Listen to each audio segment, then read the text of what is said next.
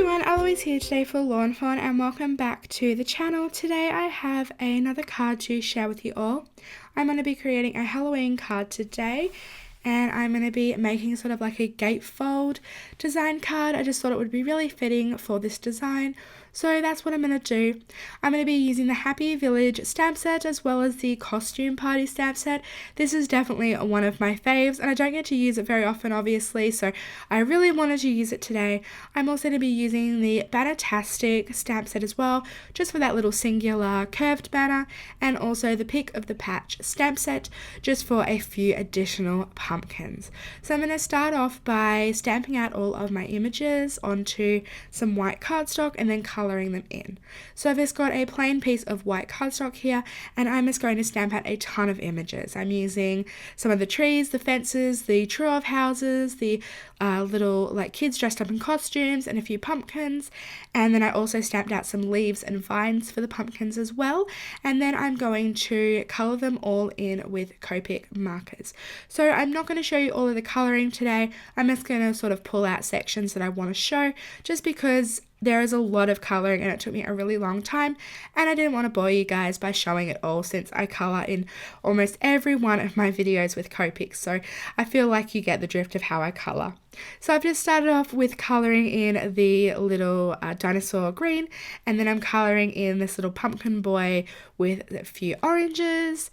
Then I'm moving on to colouring in the little witch's dress in, so I'm just using some purples for that.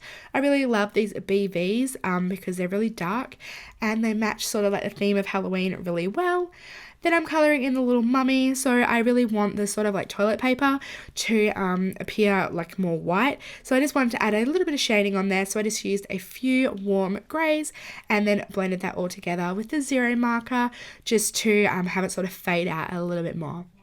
Then I'm using the pinks for the unicorn mane and tail, and then a few sort of like yellows for the horn and like the nose of the unicorn.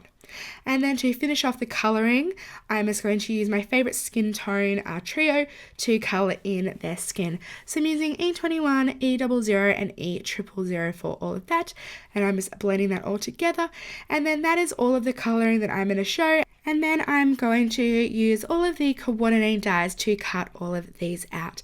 You will also see on the left hand side that I drew a few pieces of toilet paper over the trees, and that's because I'm going to have the mummy next to those trees, so I wanted to it to seem like he decorated the trees in toilet paper as well as himself for his costume. So I just thought that was a little fun added detail for that. So now that all of the images are all die cut out, I am going to work on the backgrounds. So I'm starting off with just some blue and green pieces first, and then I'm going to go and do another piece later on. So for the blue background, I'm just going to use some blue distress inks. So I've started off with Tumbled Glass here, and then I'm going to move on to Salty Ocean and a Blueprint Sketch.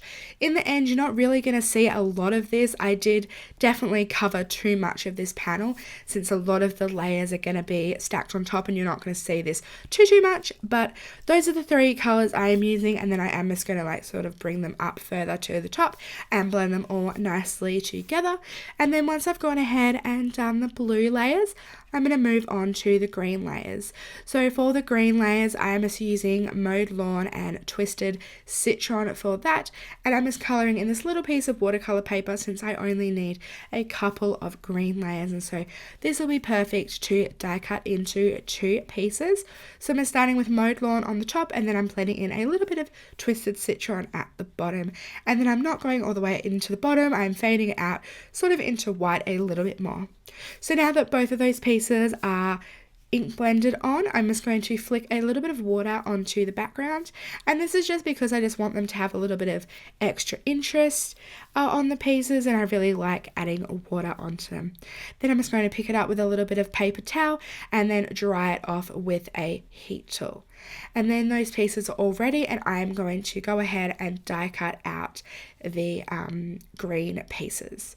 So I'm using the Grassy Hillside Borders dies, and I'm just going to use a couple of the curvier pieces, and I'm going to cut out 2 layers. I'm going to cut one at the top and one at the bottom, and then sort of just like layer them onto each other. And then once they are layered together, I'm going to layer them onto the background, and then this is where I decided that I needed sort of one more additional layer in the background, and I really wanted that to be where the house is going to sit. So I didn't really want it to be a green grassy layer, I just wanted it to be like a brown hill.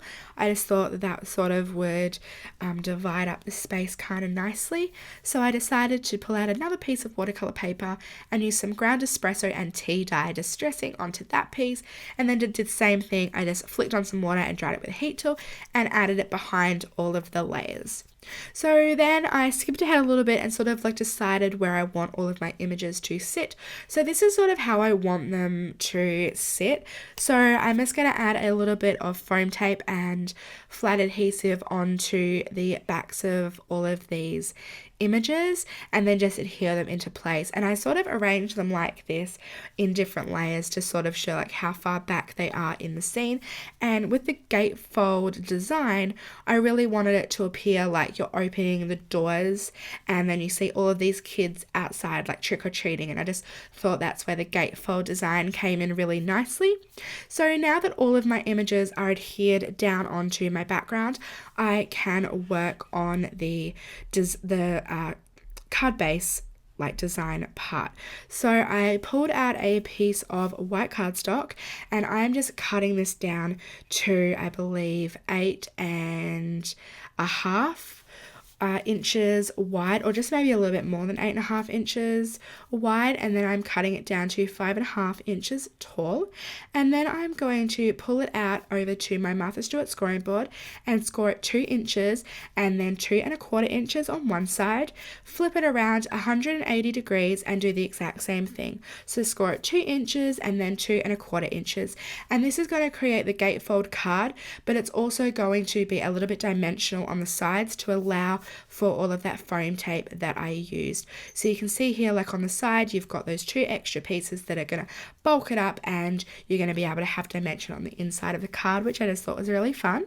So now that all of that is all ready to go, I need to cover the front panels of my gatefold card. And so since I wanted it to appear a bit like a door, I could have used some wood grain cardstock. I did have some of that in my stash, like pattern paper, but I thought that this pattern paper from that Nitpicky paper pad, I just thought was sort of fun. It was a little bit more, it had a little bit more of a pattern on it, and I just thought it would fit really nicely. So I cut those down to 2 inches wide by 5.5 inches tall and adhered that on the front of my card, and I really like the way that looks.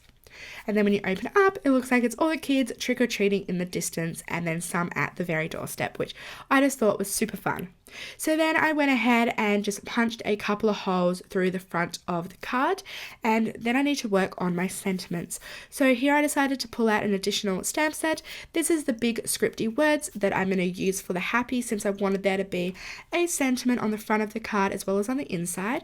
So I went ahead and stamped that down and die cut it out, as well as the banner from Bannertastic, and then I just added a little bit of grey shading on there with a Copic marker, and then I'm using the Trick or Treat sentiment from Costume Party, and I'm sort of just curving that on my block to fit the shape of the banner, and I'm just sort of eyeballing it and seeing how it's going to work out. It doesn't have to be perfect, but I just curved it the best I could, and then I stamped that down with some more black ink onto the banner.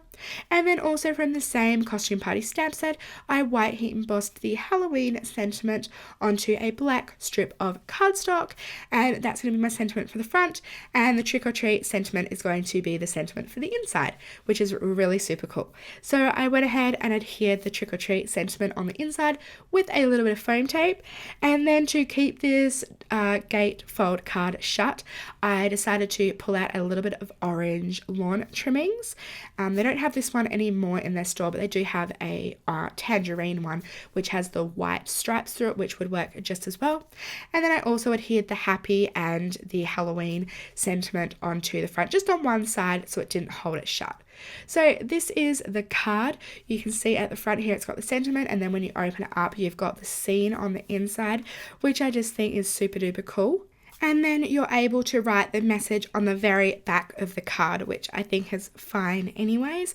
So yeah, so that finishes up my card for today. I really hope you guys enjoyed. All of the supplies will be linked down below and over at the blog post, and I will catch you all next time. Thank you so much for watching today.